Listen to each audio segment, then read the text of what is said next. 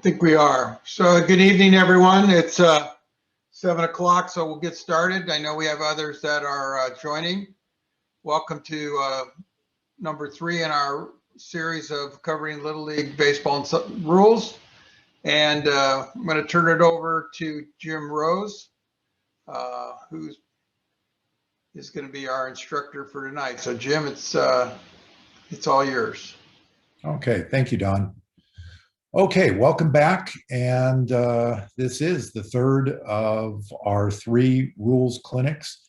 And as you know, if you've been to the other ones, you know these are basic rules clinics. They're for umpires, managers, coaches, staff, and players. And we mostly focus on majors through juniors baseball. We will occasionally touch on seniors. And what we're primarily trying to do is acquaint you with the rule book.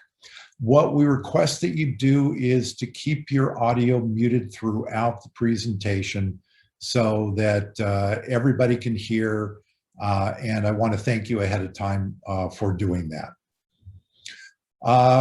Want to make an announcement about a couple of upcoming Zoom clinics that we're having here in District 4. We are having our softball rules clinic on Monday, April 5th from 6:30 to 8:30.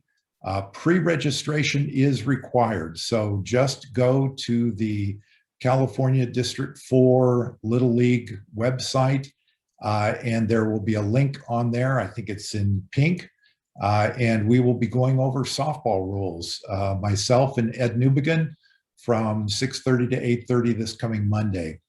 I also want to announce 2 umpire mechanics clinics, and these are going to be next Wednesday, April 7th. We're going to do base umpire and plate umpire on April 14th from 7 to 8:30. Those will be hosted and led by our district UIC, Don Waddell. Pre-registration for those are also required. The registration link for that one, however, is on the District 4 website page. Click on the umpire page, and there you will find the links to register for those.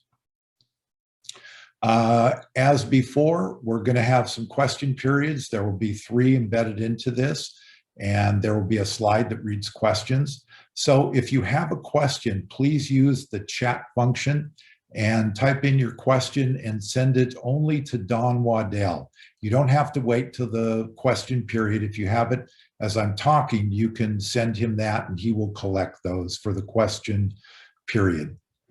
These are being recorded, and the recordings can be found on the District 4 Umpire webpage.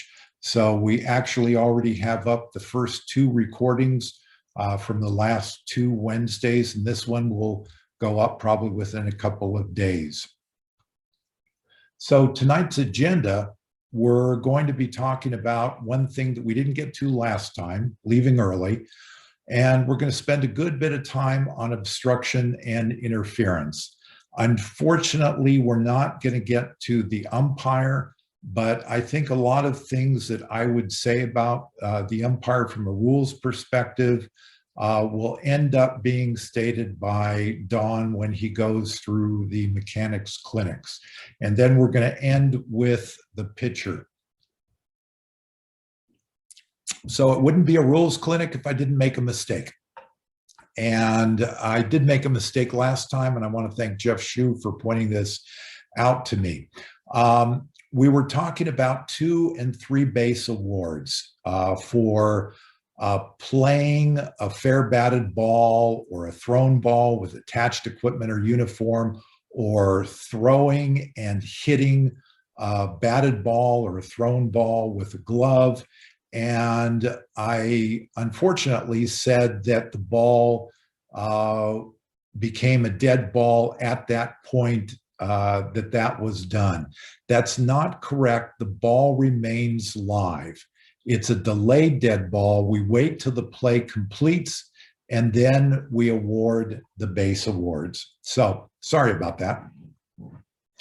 Okay, the one thing we didn't get to last time, and that is leaving early. And this is only relevant for minors and majors, because in intermediate and above, we have the players can lead off, but they can't in minors and majors. So what does the rule state? The rule states that when a pitcher is in contact with the pitcher's plate and in possession of the ball, and the catcher is in the catcher's box ready to receive delivery of the ball, that doesn't mean that the catcher has to be in a squat position. Catcher just needs to be in the catcher's box and facing out towards the field. So if we have those conditions, the base runners shall not leave their base until the ball has been delivered and has reached the batter. So note that that isn't when the ball crosses home plate or is the ball caught by the catcher. It's when the ball reaches the batter. And it's actually a little bit ahead of the batter. If you think about a batter can swing and can contact the ball in front of them. So what do we do if we have a runner who leaves early? Before that ball reaches the batter, the runner has already disengaged from a base. Well, the first thing to remember about leaving early and the penalties for it is that all runners are affected by any runner leaving early. So we have three basic scenarios to go through when we have leaving early. So let's start with the first scenario. Here we have a runner leaves early and the ball is not hit. Any out made stands. We have a delayed dead ball. So think of it this way. Say we had runners at first and second, and the runner at first left early, and they both try to steal. The catcher throws down to third base and does not get the runner at third out. When that play is completed, we as umpires will call time. We'll announce who left early. And because remember, all runners are affected by any runner leaving early, we're going to send both runners back to their original base. If, however, a runner is thrown out, that out will stand. In our second scenario, we have a runner leaving early, but this time the batter hits a fair ball. Any out that's made on this play will stand. Again, it's a delayed dead ball. Runners will return at the end to the closest base at the time of pitch. So in case the batter hit a single and we had a runner at first, we can't now send that runner back to first. So we will make sure that runner stays at second base, the closest base at the time of the pitch. Also, in addition to sending those runners back, all of them, because one runner left early, the batter runner will be awarded no base beyond the value of the hit that we as umpires judge it to be. So in other words, if we believe that the batter hit a single or hit a double or hit a triple, those are the bases they're going to end up on. So think of it this way. We have bases loaded and we have the batter hits what we judge to be a single, but then the ball starts getting thrown around and all the runners score and the batter ends up on third base. This isn't going to be a popular move for you as an umpire, but what you need to do when this play settled is call time, announce that the batter hit only a single, and send that batter back to first base. Now send the other runners back to the closest base at the time of pitch. Now, instead of 3 runners scoring, only 1 run will score. So that's our second scenario. The third scenario is if we have bases loaded and a runner leaves early and the batter bunts or hits a fair ball that does not leave the infield. If all runners advance, the batter runner advances safely to first, all the runners advance safely, we will not allow the run to score. So that runner at third is removed. The runner isn't out. We just send them to the dugout and we don't allow their run to score. We frequently call this a poof play because what we're doing is we're causing that runner at third to simply go poof, to disappear back into the dugout. So those are the three basic scenarios for leaving early. If you look at Rule 713 in the rule book, it gives, I think, about 16 different examples of different scenarios. So please consult that further.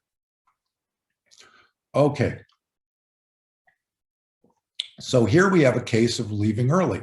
Bases are loaded, and the runner at first left early. But everybody advances, and look at that red flag. That's what we do as umpires if a runner leaves early. We toss our red hanky. So here we see the runner at first had left early. Everybody advances safely on this play.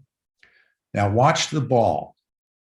It's now reaching the batter, but the runner is already off his base. So what did we do in this case? We wait till the play completes. Then we call time, we announce the runner who left early, and then all runners will now have to return. That runner who scored, the score no longer is counted, and that runner has to go back to third base. Okay, so now we're going to get into what we're going to spend the lion's share of this evening about, and that is talking about obstruction and interference, which are not always well understood rules. And many times coaches, managers, and umpires themselves interchange obstruction and interference and get them backwards. So for the definitions, go to Rule 2. Remember, Rule 2 is where all the definitions in the rule book are found. So go to Rule 2. The types and penalties of interference and obstruction are then found throughout the rule book. So for example, interference is found in all of these different rules. So it's a pretty complex rule. And what we're going to do is we're just going to start breaking this down. But what we need to do is sort of think very broadly about obstruction and interference and try to remember a few key facts. And if we do this, it will help you in being able to call obstruction or interference when something happens out on that base path. You're going to know who's to blame. So obstruction is caused by the defense. So this is a defensive player obstructing a runner. Interference can be caused by the offense, by the defense, by the umpire, or a spectator. In other words, anybody who shows up to a baseball game has the potential to interfere in that game. But mostly it's caused by the offense. So if you want a sort of a handy way to think about it, obstruction caused by the defense, interference mostly caused by the offense. Now we have two key pieces of information here that if you remember these two pieces of information, it'll help you in deciding whether you have obstruction or whether you have interference. So a runner has a right to a base path. In other words, say a runner from second base is running straight to third base. That runner has the right to that base path. A defensive player can't get in the way of that runner, otherwise it's going to be obstruction. Unless, and here's the caveat, unless a fielder is fielding a hit ball. When a fielder is fielding a hit ball, whether it's a grounder, a line drive, a fly ball, that fielder has a right to that spot to field that ball. Now that runner loses the right to that base path and now must go around that fielder. So remember, runner has a right to a base path unless a fielder is fielding a hit ball. What about catching a thrown ball? Here, the fielder does not get to impede a runner. Catching a thrown ball does not allow a fielder to impede a runner. only when they're fielding a hit ball. So if you can remember those basic facts, that'll help you when you have a case out on the base path and you're thinking, was that obstruction? Was that interference? So what we're going to do now is we're going to start talking about just obstruction. So our definition is obstruction is the act of a fielder not in possession of a ball. Remember last week when we talked about tags and we talked about when an offensive player has the ball and is waiting to tag a runner and that runner must slide or avoid. Now we're going to deal with a defensive player who is not in possession of the ball. And by the way, just because that player, that defensive player doesn't have possession of the ball, and just because they're obstructing, that does not give the right to the runner to run that player over. We're going to have an immediate out on that, and we're going to eject that runner. We have to depend on the umpires to be able to make this call. So obstruction is the act of a fielder not in possession of ball who impedes a runner's progress.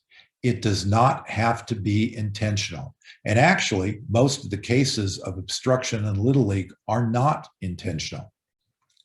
Now, we take obstruction and then we break it down into two types, type A and type B. So we're going to talk about type A first. Type A obstruction occurs when an obstructed runner is being played on or before the obstructed runner reaches first base. If we have either of those situations, we have type A obstruction. And the penalties for type A obstruction, we have an immediate dead ball. You immediately kill that play, call time. We award at least one base beyond the last base legally touched by the runner, and the umpire may award other runners bases too. So let's look at some examples, some penalty examples for type A obstruction. A batter runner is obstructed before reaching first base. We award that runner first base. A runner caught in a rundown.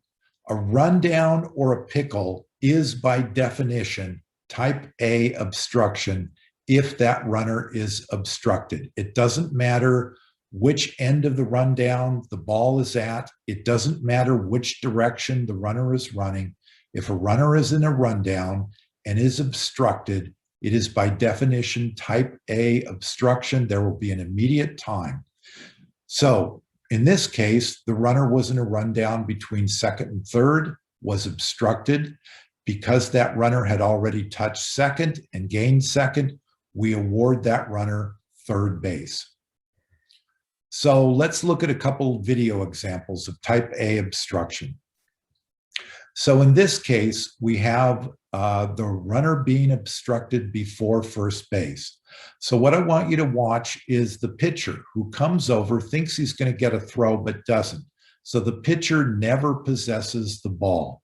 The pitcher will obstruct that runner right before first base. It may not be exactly clear on the first few views, but there are different angles of this.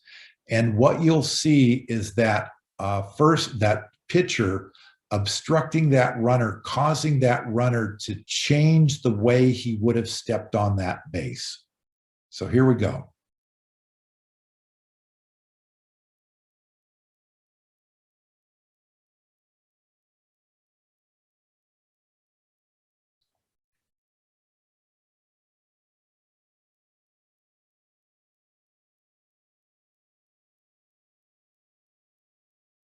Watch the runner's foot.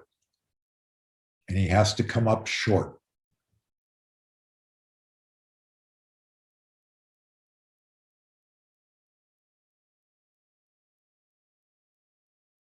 So what should have happened in this play is time, that's obstruction. We designate obstruction by pointing and announcing it, and then we should have awarded the runner first base. Here is type A obstruction. This time it's on a rundown, the rundown between third base and home.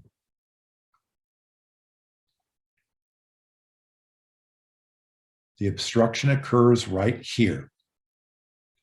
The umpire is all over it, announcing obstruction, telling the runner, awarding that runner home plate.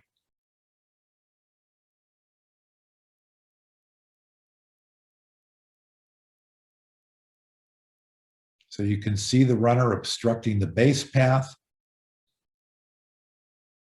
And actually what happens here is the fielder hits the player in the face with his glove. The only thing I would say about the umpire here is the first thing we do is immediately we call time, but everything else she did was absolutely spot on, announcing the obstruction and then awarding home. So that's type A obstruction. What's type B obstruction? Type B obstruction is when the obstructed runner is not being played on. So some examples of this, and these are examples we see throughout a game.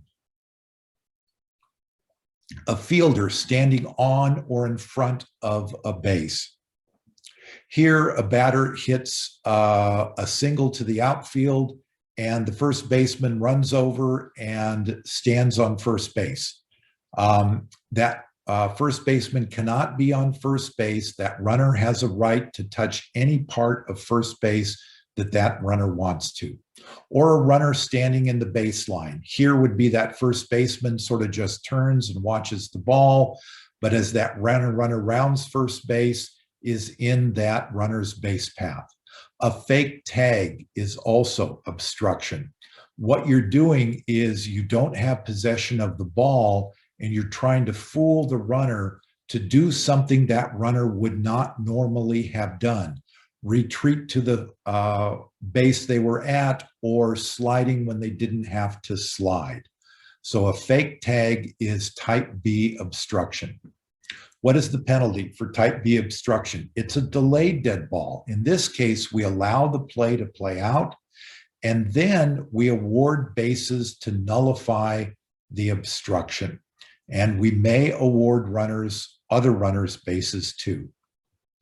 So what would be examples of penalties for type B obstruction?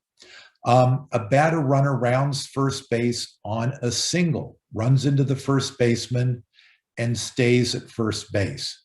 Here, the runner was protected and given the base that they should have gotten, first base, so we make no further reference to the obstruction.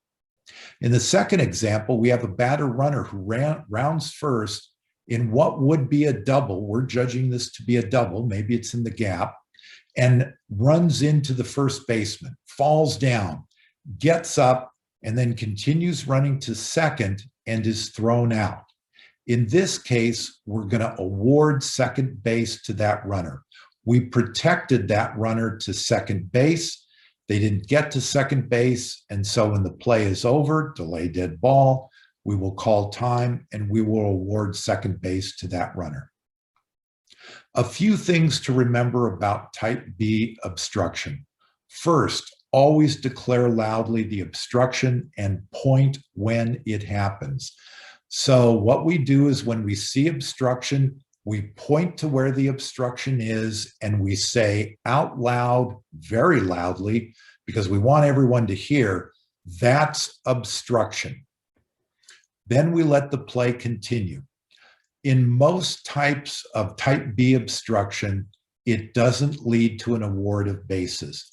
I would say in a typical Little League game, major level, especially early in the season, I'm probably announcing obstruction 5 to 10 times in that game, and probably at no point do I ever award a base. Why? The runner ends up on the base they should have ended up on. Now, what happens if we protect a runner to a base, but then that runner decides to go further?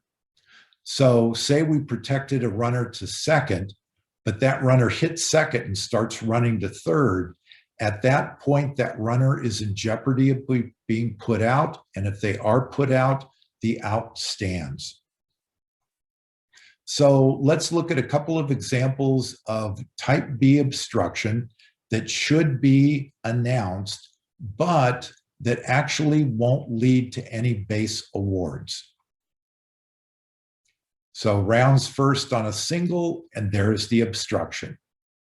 But he ends up at first. This is the base he should have ended up at. Here we have a runner that we believe should go to second, but was obstructed at first, but he ends up safely at second. So he gained the base that we protected him to. We don't need to do anything further. You can see that plate umpire was pointing, announcing obstruction.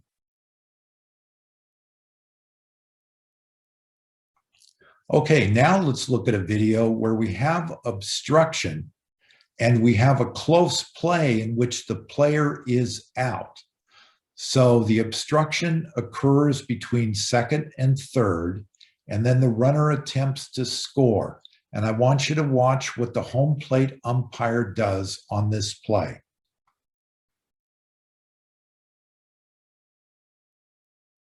So that was the obstruction. We'll see a better view of it.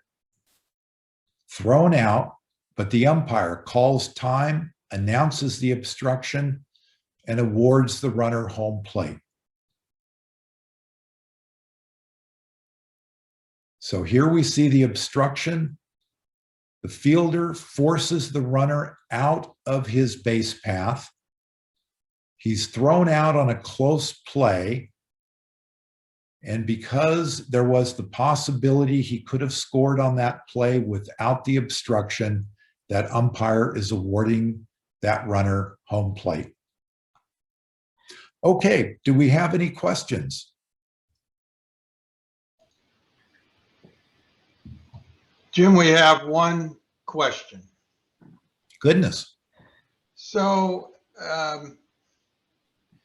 you may have answered it with some of your comments, but so for umpiring minor baseball, and the players really don't know how to play their positions at first base or second base, and they inadvertently get in the way of runners who, of course, if it's minor baseball, may not really know how to run the bases properly.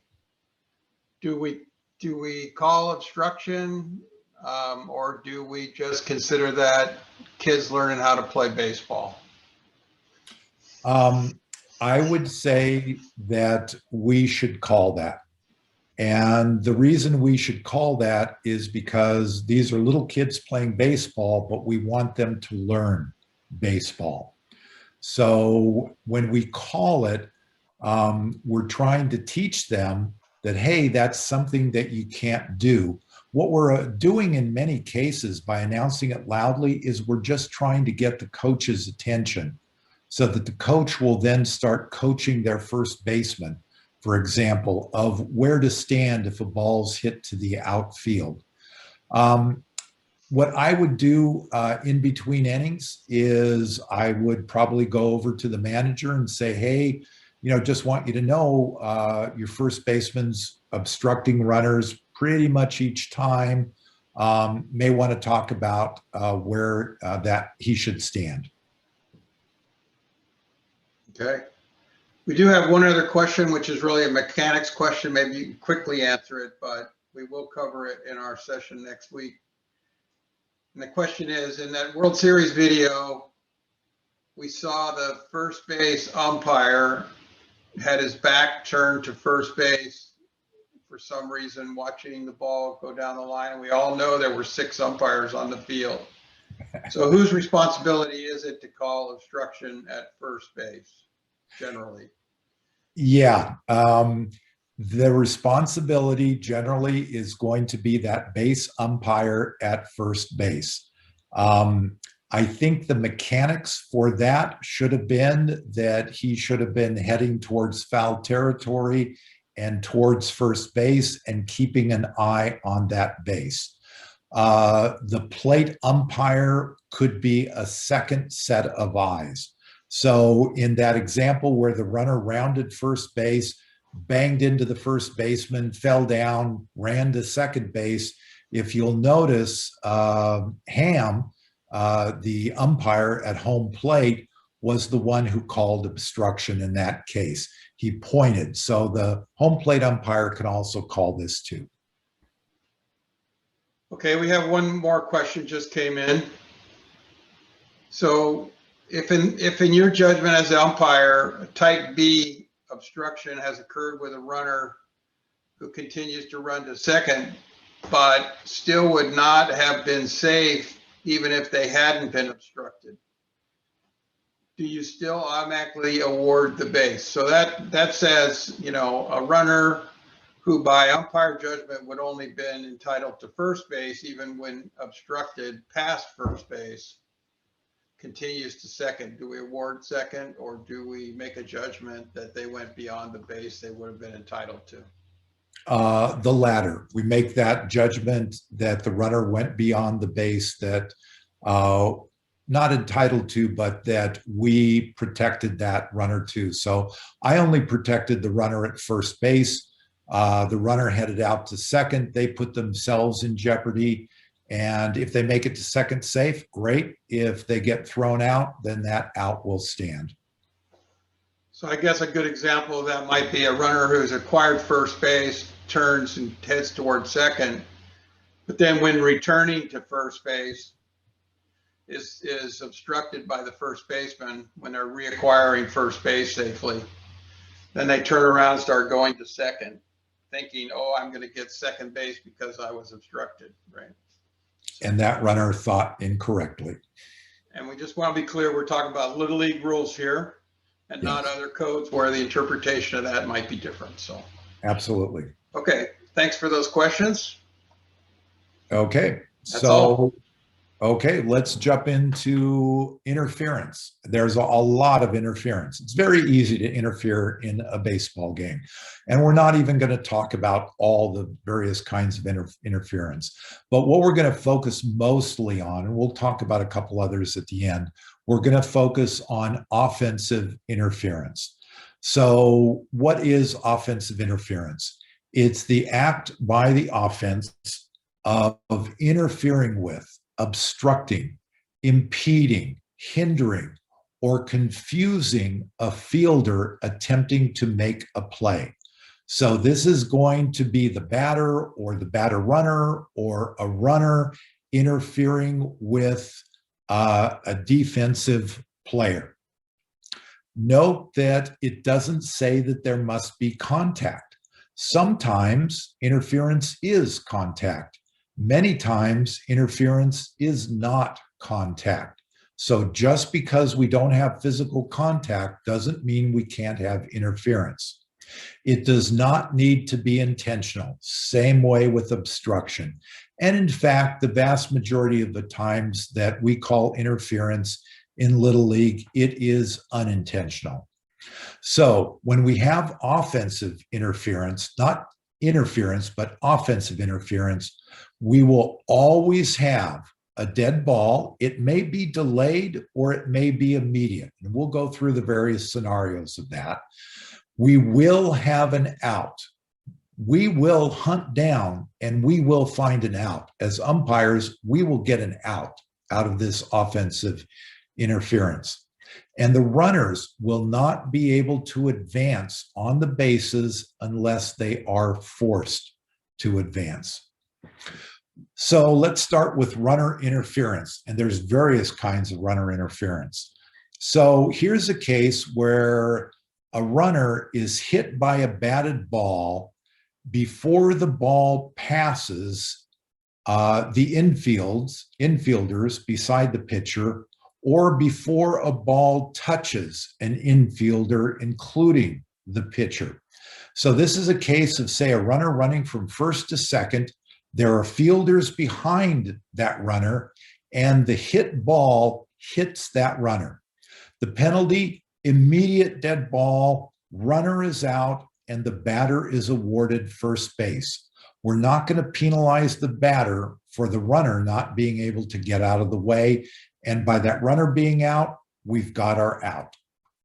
So here's an example of that.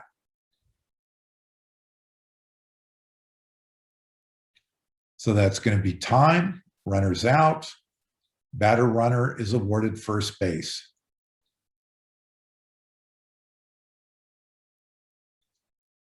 He's out. There are other ways a runner may interfere. Running into a fielder attempting to field a fair ball. The runner must yield to the fielder fielding the ball. Remember, we went over that with the first slide on obstruction and interference. The fielder has a right to field that ball. Now, when does the fielder lose the right to field a ball? In other words, what if they err and the ball gets away from them? Here we use what's called the step and a reach. If that ball remains in the vicinity of the fielder, and that fielder can, with a step and a reach that ball and field that ball, that fielder is still protected. But if that ball goes between his or her legs and starts going to the outfield, no longer will that fielder be protected. So what is the penalty for runner interference running into a fielder? Immediate dead ball, runner is out, batter awarded first base, and runners return to their bases unless they're forced. So I want you to see what happens between second and third base.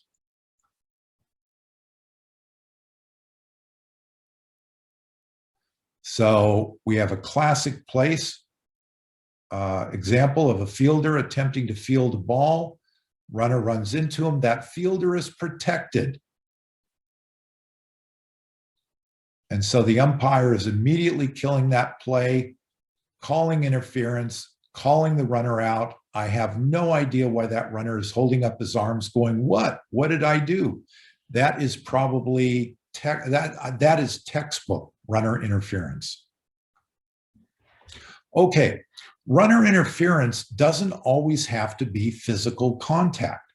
For example, a runner hopping over a hit ball if it interferes with a fielder.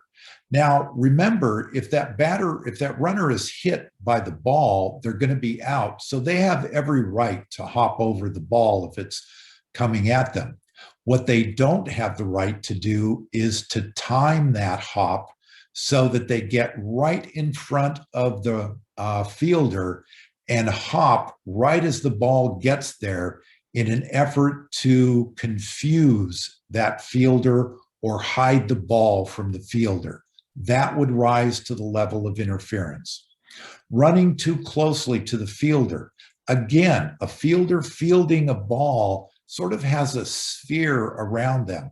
And if that runner is running within a couple inches of that fielder's head, we're going to call interference. Or a fielder waving arms, jumping up and down, trying to distract a fielder fielding the ball. Or verbally yelling, I got it, or drop it, as they go by a fielder who's trying to catch a fly ball, for example. All of that is interference. Also, if a runner intentionally interferes with a catch, throw, or tag. So what are the penalties for this interference? Ball is dead, runner is out, batter is awarded first base, runners return unless they're forced. And if we believe that that player was attempting to break up a double play by interfering, not only we would call that runner out, but we will call the other end of that double play. We will call that runner out also. We will get a double play out of this one. So here we have a situation where we have bases loaded, and we're going to have a simple force out, a tag of home plate. And what I want you to do is watch the runner as he comes in to home plate, watch his right arm.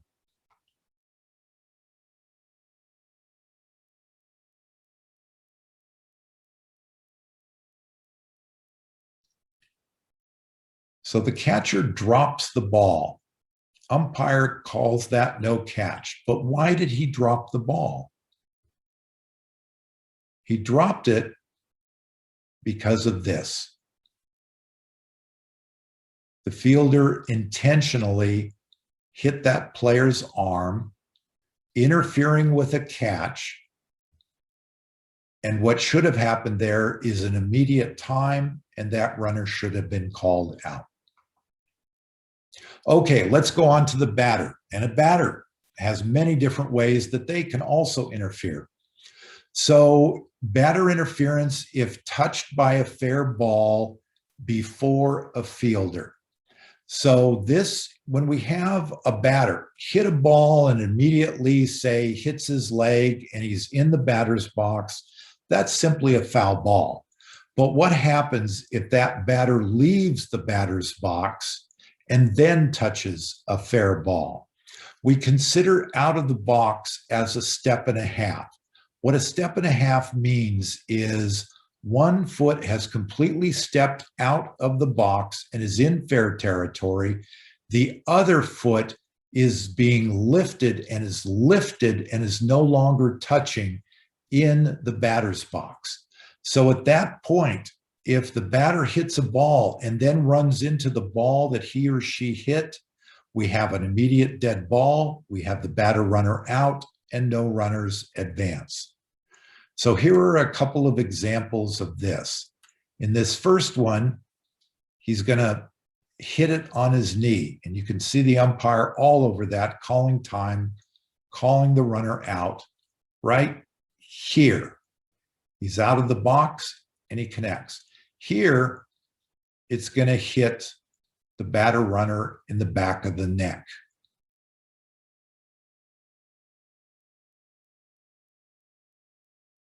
So in both cases, immediate dead ball, batter runner out, runners are going to return. Batter interference also happens when a batter hinders a catcher or fielder fielding a ball.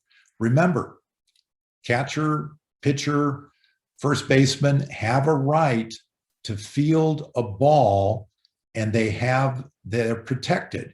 And if that batter runner is going to run into them, that's interference. We have a dead ball, runner is out, runners return. So in this case, we're going to have a pitcher who attempts to field the ball right at the first base line.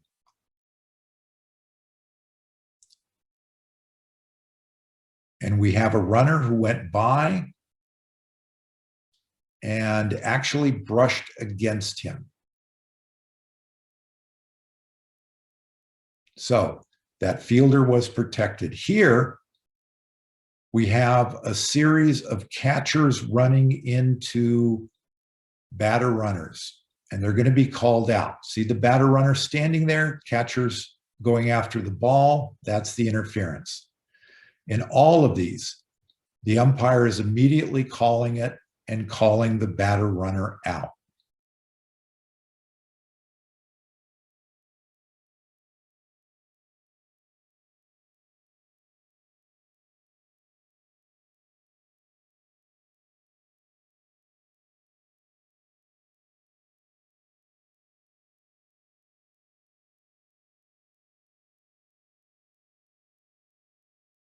Now, what made those runners out?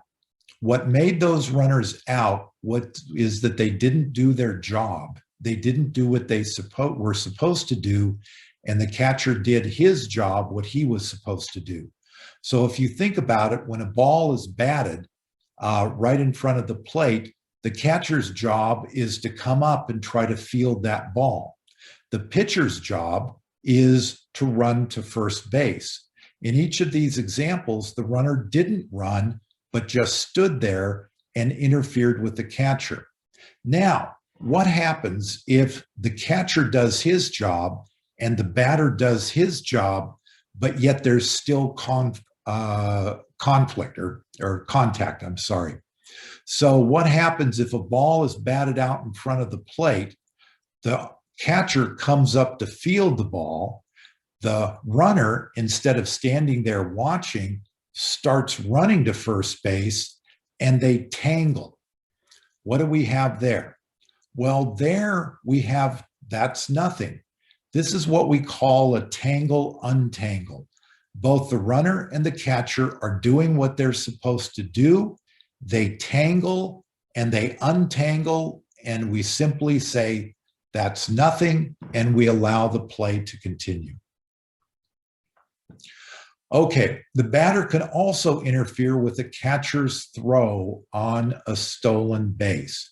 So what we see here many times is the backswing of the bat coming back and hitting the catcher as the catcher's attempting a throw, or of the batter stepping in front of the catcher who's trying to throw down to second, or the catcher who's trying to throw to third base and the batter backs out of the batter's box in front of the catcher. What do we have in these cases? We're going to have a delayed dead ball. We're going to see if that catcher can actually get that runner out. If the runner is thrown out, the out will stand. That's the out we're looking for, but the batter then can remain in the batter's box. If the runner is not thrown out, then delayed dead ball, then we will kill the play at the end and we will call the batter out and the runners will return to their original bases. What if, however, the batter strikes out and then interferes with the catcher trying to throw out a runner, say, at second base? Well, in this case, again, we have that delayed dead ball. Can we call the batter out? Well, no, because the batter has already struck out. The batter is already out. So what we have here is a retired player interfering with the catcher. Remember, we're going to get an out. So what is our out going to be? Well, the batter's already out. We can't get him. So what we're going to do is we're going to take the runner closest to home and we're going to declare that runner out. So here are some examples of batters interfering with catchers. And there was not only the bat, but also stepping in front of the catcher.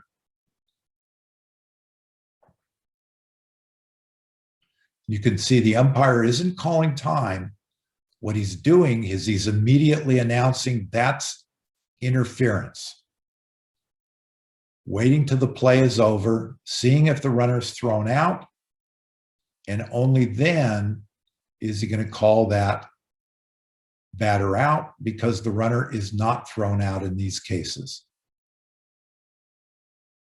Bat hit the back of the catcher. Here we have he's backing out of the batter's box, and by doing that interferes with the throw. Here's a case of not batter's interference. Here we have a case where the catcher's going to try to throw down to third. The batter remains in the box and does nothing intentional to interfere, does what the batter's supposed to do.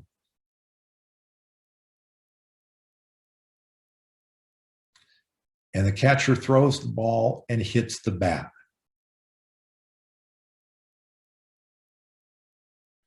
So you can see that batter was moving back ever so slightly, but listen, we can't expect a batter to suddenly absolutely freeze in that batter's box and not move.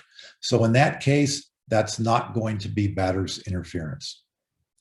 It's also batter interference if a batter hinders a play at home with a runner from third base.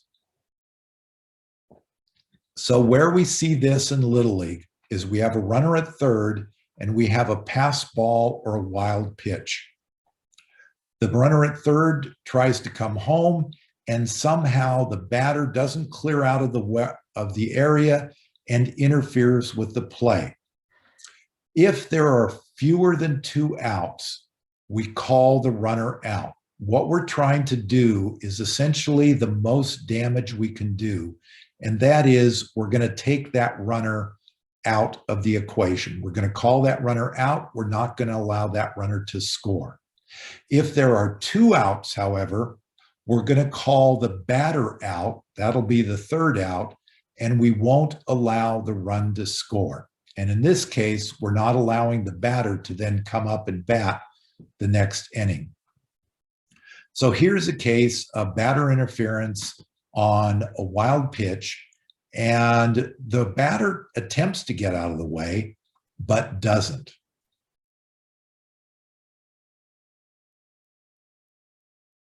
And actually ends up getting in the way of the throw from the catcher to the pitcher.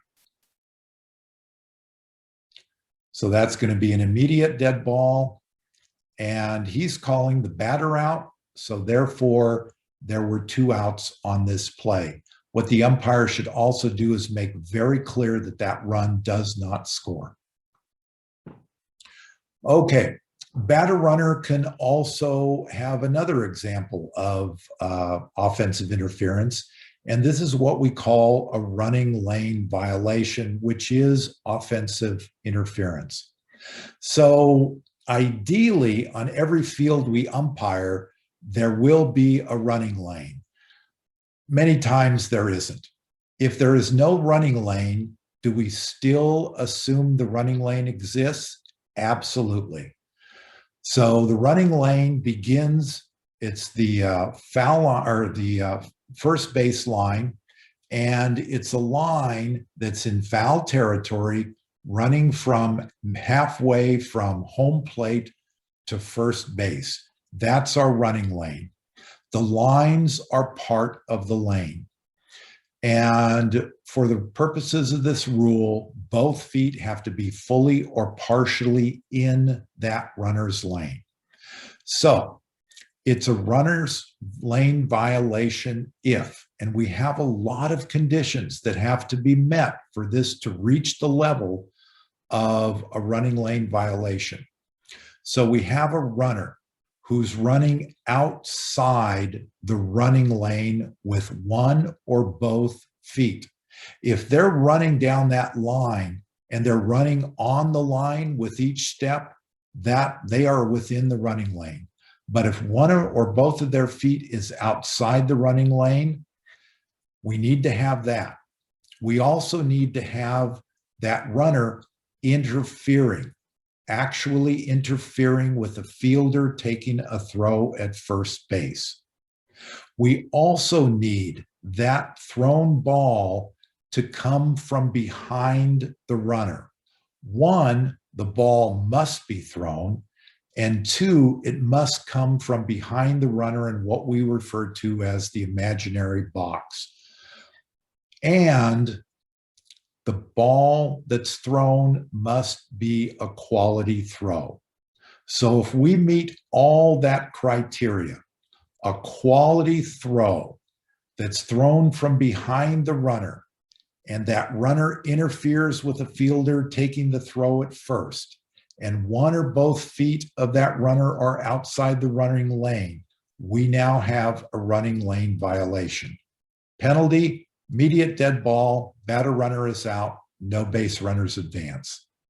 So here is an absolute classic example of a runner lane violation. The ball is going to be thrown from behind. It's a quality throw. The runner is completely outside the running lane and interferes with the throw. The throw hit him. And I don't know if you noticed, but also at the very end, he steps on the first baseman's foot. Okay, those were all the examples of offensive interference, and it's not even a complete list. Now we're going to show you that example of defensive interference. And this is when the catcher interferes with the batter. And the classic example of this is a batter swings and the bat hits the catcher's glove. We're going to know that this happened for a number of different reasons. One is umpires were going to hear it. Second, there's a good chance we're going to see it. We also might see the catcher's glove all of a sudden hit down into the ground. We may see a catcher come up and start shaking his hand because it really hurts. Or we might also see the catcher immediately withdraw his glove as if something just happened. I don't know what happened. I didn't do anything. So when we have catcher interference, we're not going to immediately kill that play. If no play follows, in other words, the batter swung, missed the ball, no further play, we are going to award the batter first base. But if a play followed, the batter swung, hit the glove, then hit a fair ball, it's a delayed dead ball. And the offense may accept the penalty or they may accept the play. However, if the batter advances safely to first and all runners advance safely, the interference is ignored. So here is an example of classic catcher interference. Swing, hits the glove. Notice the umpire is not calling time. He's merely announcing the interference. The runner chose not to run. He hit the ball fair. So this is one of those cases where you wait till the play ends and then the offense takes what they want. In this case, the runner was thrown out, but the offense actually took the play. Why? Because there was a runner at third who was able to score. Okay, I'm going to talk about umpire interference. And for time reasons, I wouldn't even usually go through this. And there are a couple ways that umpires can interfere. And one of the ways is for the plate umpire behind the catcher to interfere with a catcher's throw. The catcher comes up to throw and hits the umpire's mask. So that's one kind of umpire interference.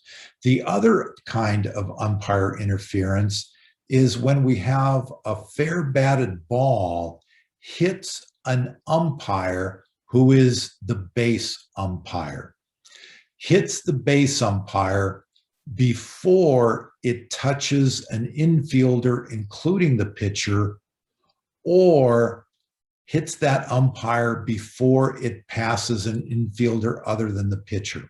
Now, in normal times, this would only be a factor in intermediate and above baseball because we have the base umpires play on the inside of the field with the fielders behind them, and the umpires can get hit with the ball.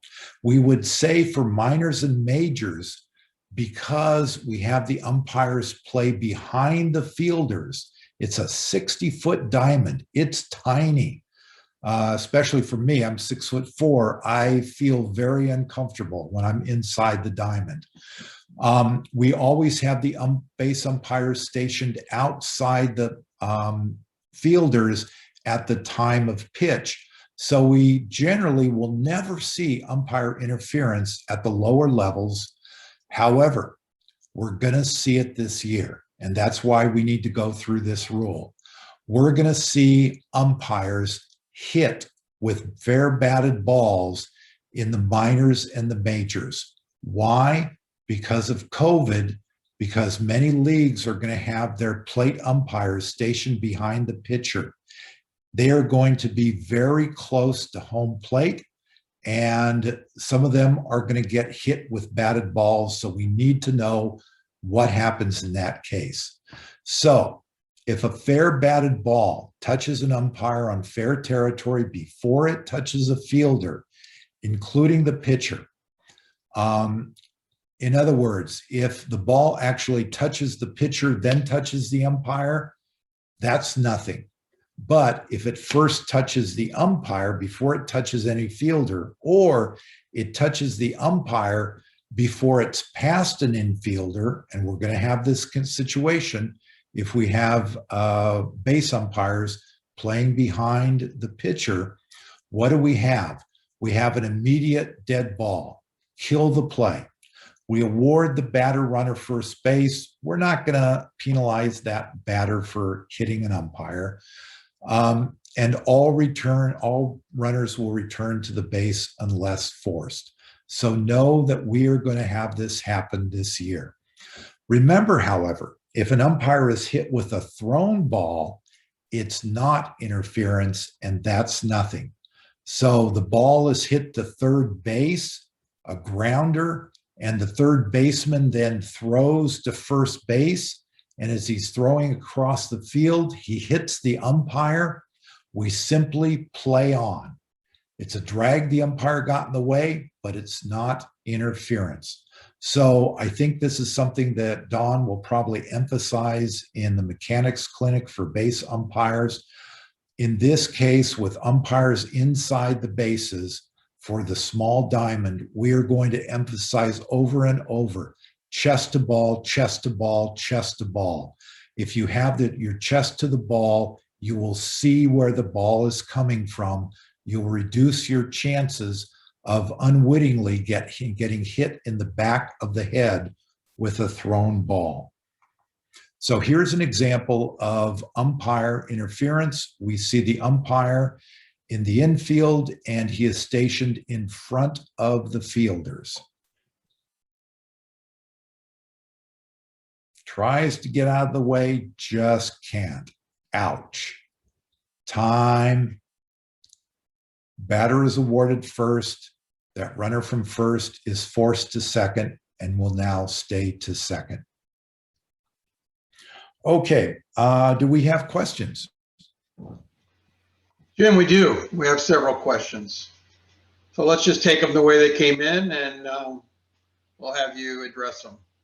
So just for clarity, right, the question is, what is the penalty for a runner if the batter interferes when the runner is attempting to steal a base? So the batter is interfering with the catcher, correct? Correct. And I think the question is, so assuming that the catcher is trying to retire a runner who's trying to advance on a stolen base. Okay. It can be any number of situations here. If the catcher is able to throw that runner out, the out will stand and the batter will remain at bat. If, however, that batter interferes with the catcher attempts to get that runner out but isn't able to, then that's a delayed dead ball. We will call time and we will call the batter out for interference, and we will send the runner who stole the base back to that runner's original base. If, however, it's a batter who has struck out and is now a retired player and interferes then with the catcher, because that batter is already out and because that catcher doesn't get the runner out, we will call the runner out closest to home to get our out. So in essence, we kind of get a double play out of that. Okay, we've got another interference question related to the catcher. So if the batter interference is so bad, so impactful that the catcher decides to not even make a throw, is there still interference? Is there still no interference, or does the catcher have to make a throw to have interference called or attempt to throw? No, the catcher does not have to make a throw. And sometimes that's a notion that we have, that the catcher must make the throw. But think of it this way, a batter on the backswing hits the catcher's hand and knocks the ball out and basically incapacitates the catcher. He can't make the throw, but we're still going to have interference. Okay.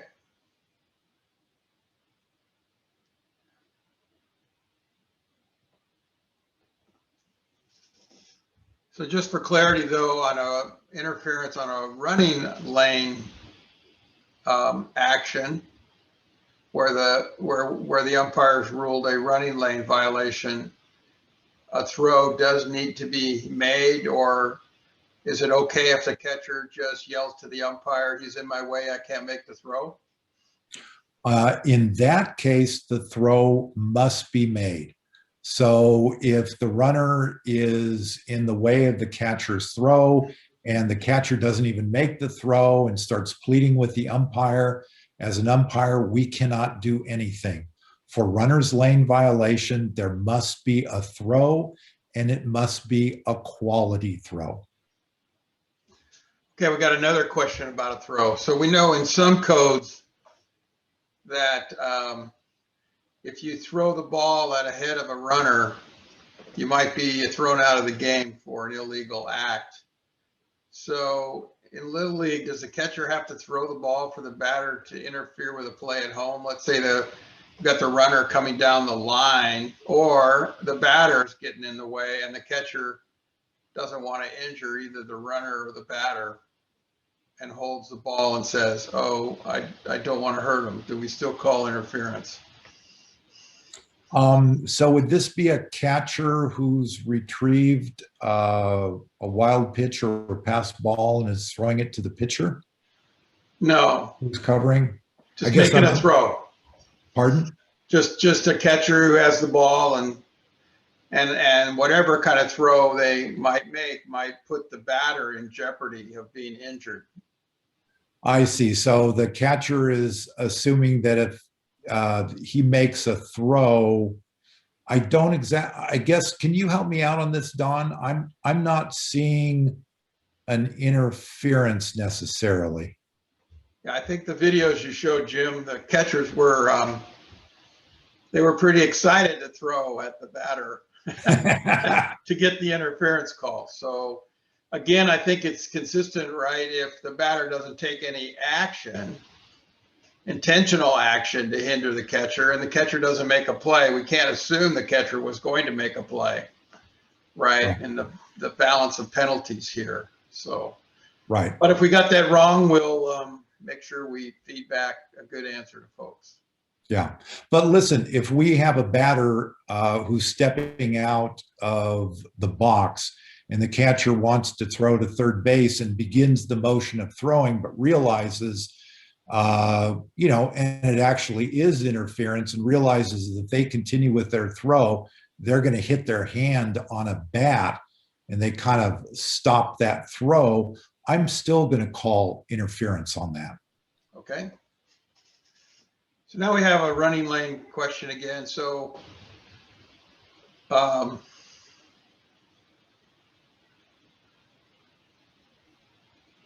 can the umpire make any judgments about the intent of the catcher when they make a quality throw, but they purposely throw at the batter runner, for example,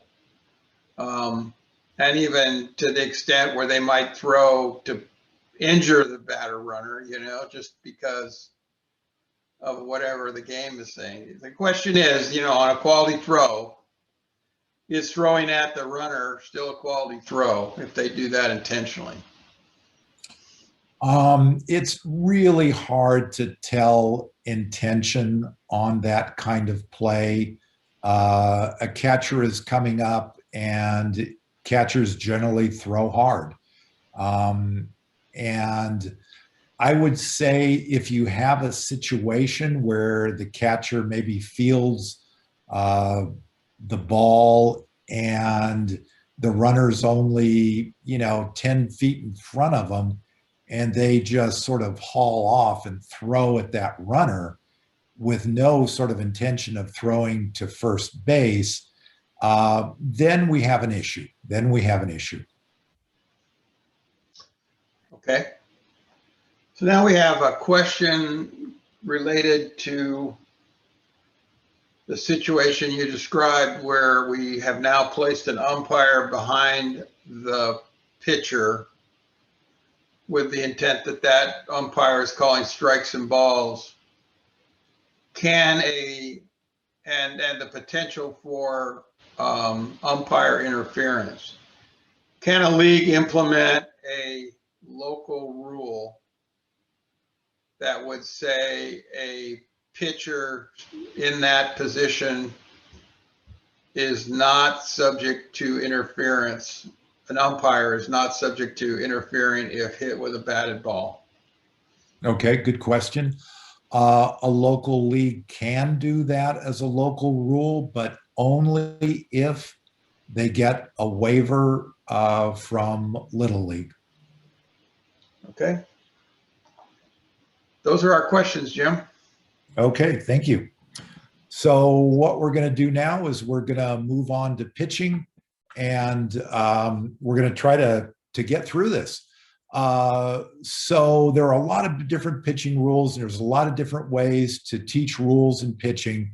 And what I'm not going to be doing is going through what is the set position, what is the, when does it start? What are the various ways you can violate the rules with that?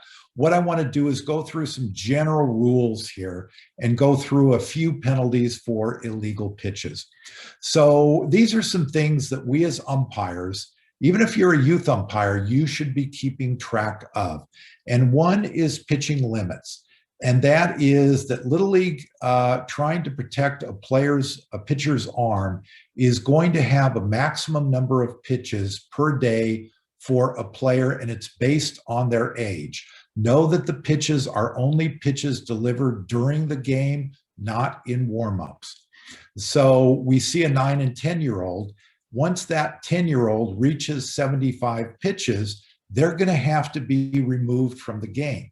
However, what if that 10-year-old who has reached 75 pitches is still pitching to the same batter? What we then allow, and this is at the bottom, we allow finishing pitching to a batter, and we call that the threshold, and we allow it. In other words, we will, once that pitcher hits the 75 pitch threshold, we allow that pitcher to continue pitching to that batter until that batter is retired, reaches base safely, or the third out of the half inning is made. This is something that the ultimate responsibility for this lies with the manager, but this is something that the umpires should be keeping track of, and have your scorekeeper alert you to when a player reaches the maximum pitches per day. Similarly, we have rest requirements based on the number of pitches pitched in a day. And so this is for pitchers aged 14 and under. And say that a pitcher who pitched 50 pitches needs to then take 2 calendar days rest before that pitcher can pitch again. They pitched 50 pitches on Monday. They can't pitch Tuesday. They can't pitch Wednesday. They can now pitch on Thursday. How this affects us on umpires is we're not keeping track of how many calendar days that pitcher is going to need. But what we need to do is at the beginning of the game, we will ask both managers, do you have any pitching restrictions? And this is what we're getting at. We're trying to find out if there are any pitchers who cannot pitch that day because they are required to have calendar days of rest. Similar to the previous slide, finishing pitching to a batter, going beyond the threshold to a batter is allowed. In the age 15 to 16-year-old category, the juniors and seniors, we can see more pitches are allowed for those calendar days of rest. At all levels of Little League, no pitcher may pitch 3 consecutive days. Despite the fact that you only threw 5 pitches and are eligible to pitch the next day, if you pitch on Monday, pitch on Tuesday, you cannot pitch on Wednesday. In the minors only, a player who is league age 12 may not pitch. In the minors and the majors, no re-entry as pitcher if removed from the mound. In other words, we have a pitcher who has pitched 2 innings, hasn't reached their maximum for the day, is replaced by another player on the mound, goes to first base. That player cannot return and pitch for the remainder of that day. In intermediate, juniors, and seniors, however, a pitcher removed from the mound and remaining in the game, and that's very important, remaining in the game may come back to pitch once in the game. So here we have a case of a pitcher who has pitched 2 innings and then is replaced, but goes to first base, plays first base for 2 innings. That player can then come back and pitch once in that game. Now, remaining in the game, what does that mean? If you have a continuous batting order, if at any point that player who was pitcher sits on the bench, they are no longer in the game and they cannot come back and pitch. Or if that pitcher was removed from the mound and then removed from the game, sat on the bench for a substitute who plays defense, now that player cannot come back and pitch again. At all levels, and most all of this stuff is about protecting the player's arms so we don't wear out kids' arms at a young age. So at all levels of Little League, if a pitcher has pitched 41 or more pitches in a game, they cannot catch for the remainder of the day. And the assumption here is a catcher is constantly throwing the ball, and it's also hard on the arm. Now, again, that threshold is allowed. If you get to 40 pitches, you are allowed to continue pitching to that batter until that batter is out, reaches base safely, or the third out of the half inning is made. But if you go 41 or more without threshold, you cannot catch the remainder of the day. Also, at all levels of baseball, a catcher can only catch 4 innings. If a catcher catches 4 or more innings, they cannot pitch in that calendar day. Catching a single pitch constitutes an inning. So for you umpires and you youth umpires, when you're handed lineup cards, one of those lineup cards you're going to keep. What you need to do is keep track of who is the pitcher, who is the catcher. Keep track of the catchers and how many innings they catch. Also, if you have a pitcher who becomes a catcher, double check, see how many pitches that pitcher threw so we don't end up with violating this rule.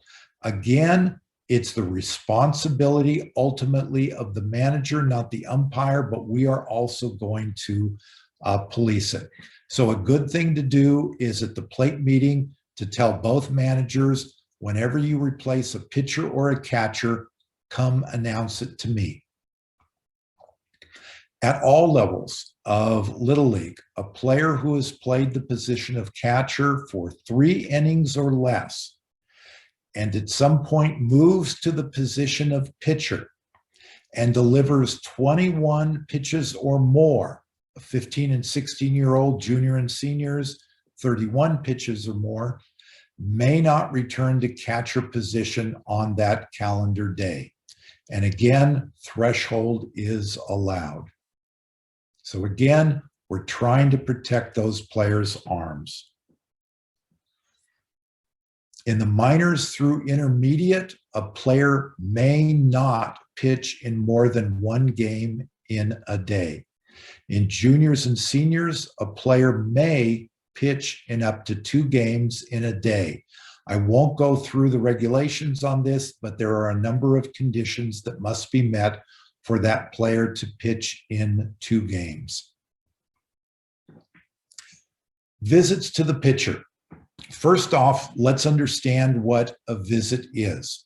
Anytime a defensive manager calls time and talks to any one or group of his defensive players, that is considered a visit to that pitcher who's in the game.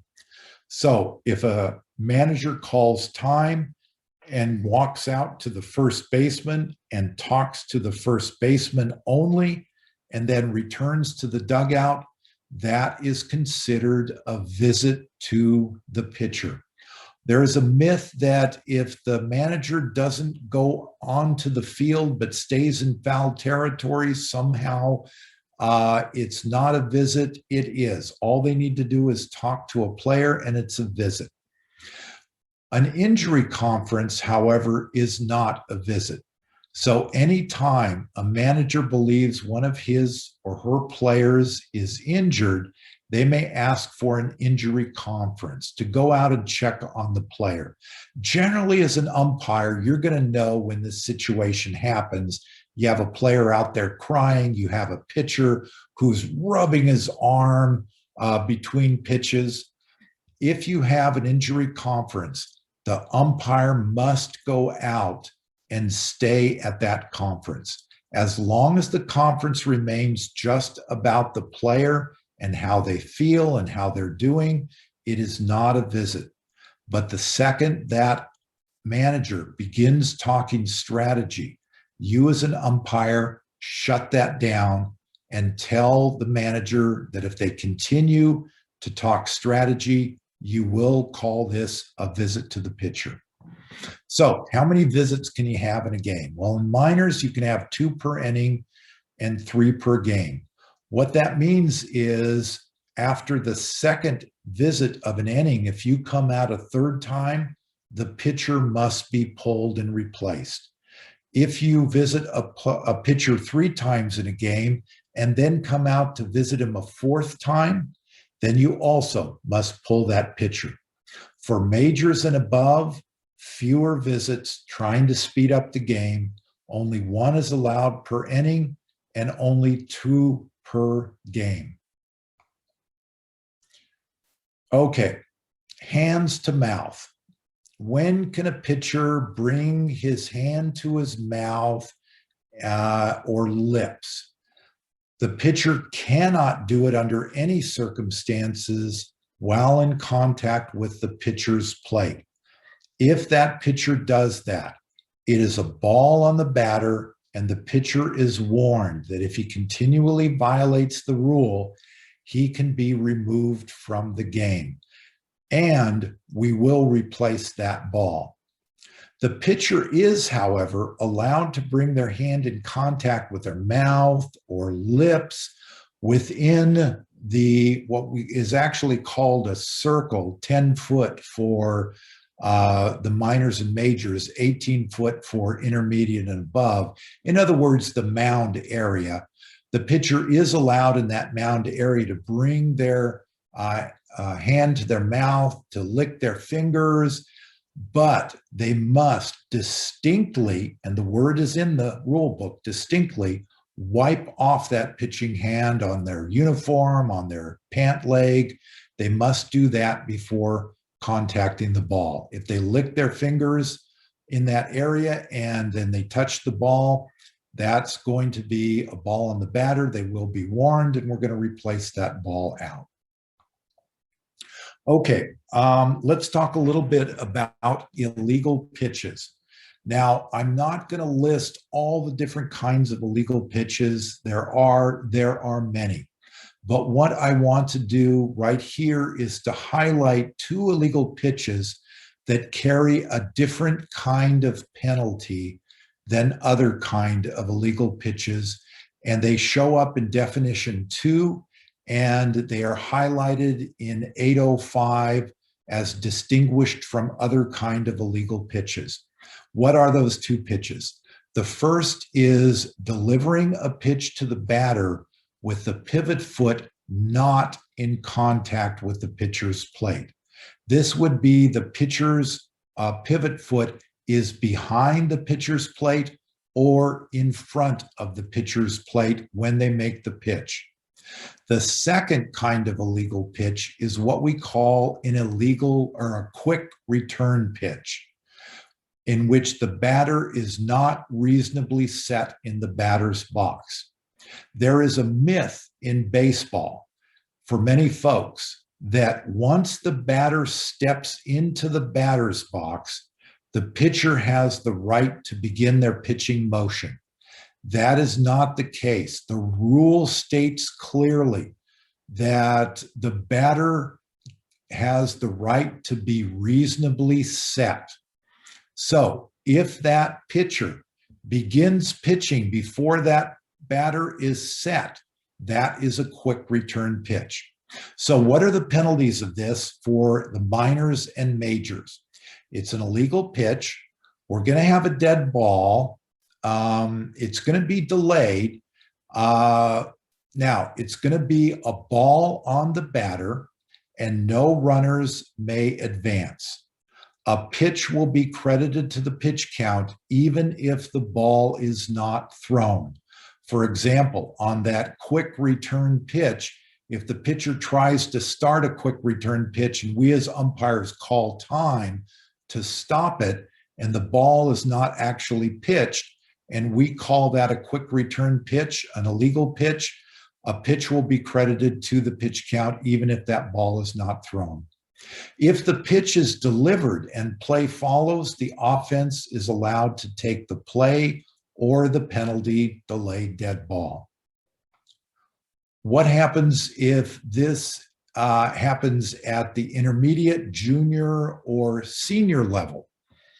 Same thing, pitch delivered with the pivot foot not in contact with the pitcher's plate, or a quick return pitch with the batter not reasonably set. Without a runner on base, we call a ball on the batter. With a runner or runners on base, this is going to be a balk. It's going to be a dead ball and base runners will advance one base. Unless the ball is actually pitched, the runner, say, hits the ball, reaches first, and all runners advance safely, then we will ignore it. Now, in the intermediate division and above, a pitch is only credited to the pitch count if the pitch is actually made. So here are examples of, here's a pitcher making a pitch not in contact with the pitcher's plate. For whatever reason, and the announcer sure couldn't figure it out, he jumps off the back of the pitcher's plate and delivers the pitch, and in the process injures himself.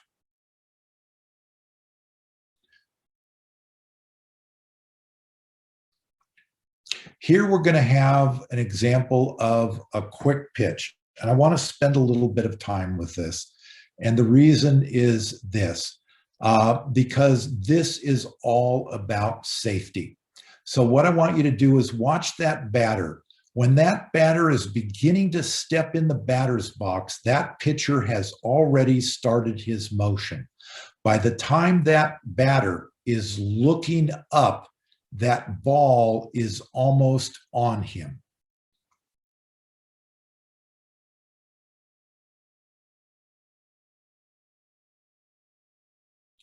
That is a quick return pitch. The batter was not reasonably set.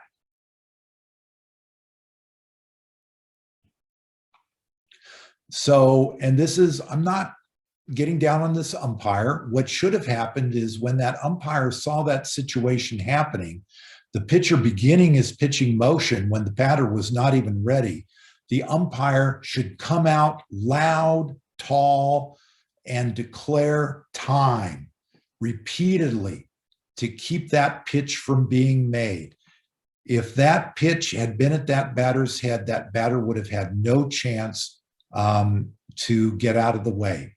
Now, something I want you to notice here, I'm going to play it again with the umpire. What I want you to see is, what is the umpire doing? And it's a learning experience for all of us. What is that umpire doing as that pitcher is getting ready to pitch, and as that batter is getting set?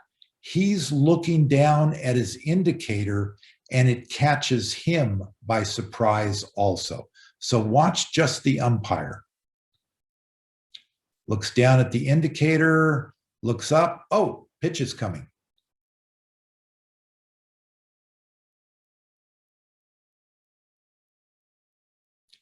So this is a good lesson for all of younger umpires and newer umpires. You have to stay focused on that pitcher and what the batter is doing.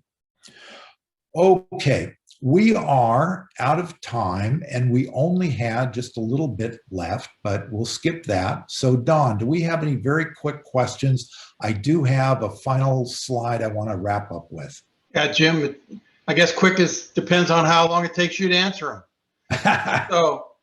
So this is a question about violations of pitch count or other things. You have a pitcher who's or a catcher. So generally the question is if violations of pitcher to catcher or catcher to pitcher occur in the game, whose responsibility is it to notice the issue, call it out, bring it to the umpire's attention, and if necessary, protest the game? And I guess in general, this could also be applied to pitch, pitching violations with, ineligible pitcher or too many pitches in a game. Okay, great question. Ultimately, it's a responsibility of everybody. What are we there for? We're there for the kids. We're trying to protect the kids. So the ultimate responsibility is with that manager of that player. The scorekeeper should also keep track of this and notify the manager and notify the umpire if this is happening or is about to happen. The umpire, if they're in a game and they know that pitcher has pitched a lot of pitches, I will go to that scorekeeper at the end of each inning and ask how many pitches have been made. When they're coming up on their thresholds, I will even look back to the scorekeeper and ask, how many pitches is that now? And if they say 84, I know they only have one more pitch left. Now, this is a protestable action, whether about the catcher, whether about the pitcher throwing too many pitches. The onus of that is on the offensive team, and their window of opportunity for protest ends when the umpires have walked off the field at the end of the game. Okay, here's one. How many times is a catcher allowed to call time and visit with the pitcher in an inning? There is no limit. It's up to the discretion of the umpire. I will allow it, but if the catcher continually asks for time, I'm going to just tell him we're going to keep playing. Okay, here's one. Do we add a pitch to the pitch count if a pitcher is found in violation for going to their mouth illegally? So no pitch is delivered, but we count it as a ball. Does that add to the pitch count? Okay. I can tell you what my thought on this is, but I'm not absolutely sure. If you know the answer to this, please answer. Let's confirm. I don't want to guess at this point. So we'll send out the answer to all the participants. Okay. Okay, here's one. How long do we allow the conference to occur with the pitcher, whether it's a catcher or a manager or coach who goes out to meet with the pitcher? Okay, there actually is no time limit set in the rule book.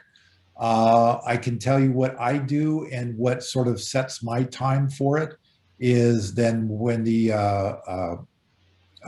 request is made and I call time, I will pull out my lineup card. I will make the notation that there is a visit. I will then take out my plate brush and I will brush off home plate. And then at that point, I will start walking out to the pitcher's mound to get them to end the conversation. As an umpire, always approach the coach, their face to them. Don't go up behind them. And then just sort of mention something about, are we about done here? Okay. Those are all the questions. Okay, thank you. Let me finish off with 2 slides. And I'm sorry for going over, but stick with me here. So final thoughts. why are we out there? Why are we umpiring? Why are we coaching? Why are we managing? Why are we being a scorekeeper? Why are we doing any of the jobs that are involved in Little League? What we're doing is we're putting the kids first. We're doing this for the kids. Who assures a safe and fun game for the kids? It's the adults, the managers, the coaches, and the umpires. We are not in any way in an antagonistic relationship. When we are out on the field, when I'm out on the field, I believe that I am working with all the managers, coaches, my other umpire, all the adults, the scorekeeper, that we're all working together to provide a safe atmosphere for those kids. We're looking after their safety, and we're making sure that they have a fun time. In other words, the adults are setting the example here. And I would say to you, youth umpires, in this case, you are acting as an adult. You are setting an example for the players. We always must remember, Little League is not a baseball program. It's not a softball program. Little League is a youth leadership program that uses Little League and softball to teach leadership skills. And in Rule 1 of the softball book, the baseball book, go to Rule 1, the very first sentence. Little League is a game. And we must never lose sight of that. It's a game. Let the kids have fun. It's not about our egos. Let's work together that they have a fun and safe time. So what you should never happen is this situation. I don't know if this is Little League or not, but clearly what we have is coach pitch. This would be the equivalent of the minors division. And so we're going to have a coach pitch. We're going to have a player hit the ball. And what I want you to do throughout this entire video is never take your eyes off the catcher.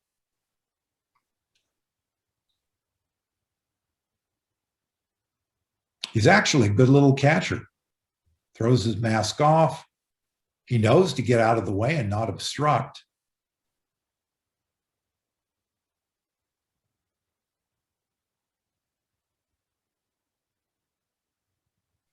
Keep watching that catcher.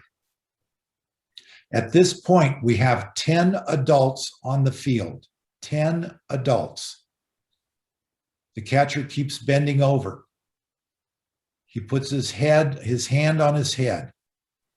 The adults are arguing over the call.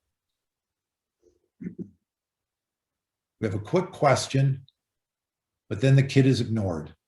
He's still holding his head.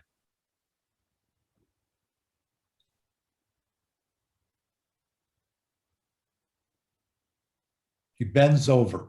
Only now do we have an adult come over and check on him.